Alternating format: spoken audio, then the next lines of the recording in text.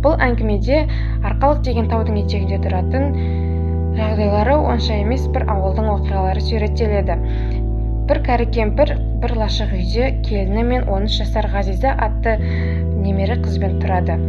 Осыдан 2 ай бұрын бір баласы қатты ауырып содан көз жұмады, ал 2 аптадан кейін бір ұлы қайтыс болады. Олар қатты көп қайғырады, көп қиналады, көп азаптанады.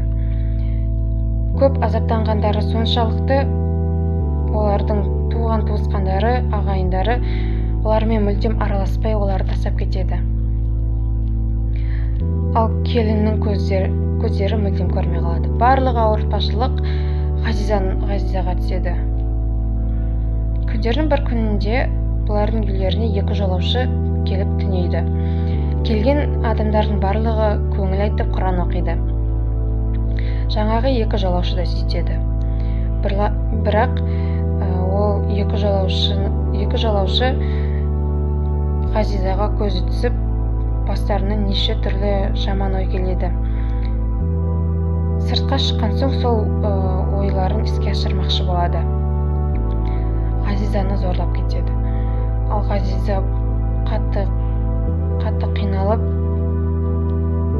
анасы мен әжесіне айтқысы келеді, бірақ батыл жетпейді. Ол әкесінің бейітіне барып, қақаған аязда қатты үсіп өліп қалады.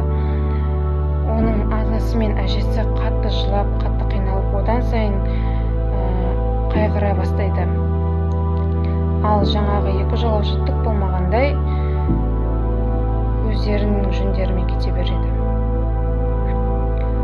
Бұл әңгімеде жаңағы 2 жолаушы Құран оқи тұра Ғазизаны қинап, және де бұл әңгімеде қорғансыз 3 әйелдің басынан өткізген қиындықтары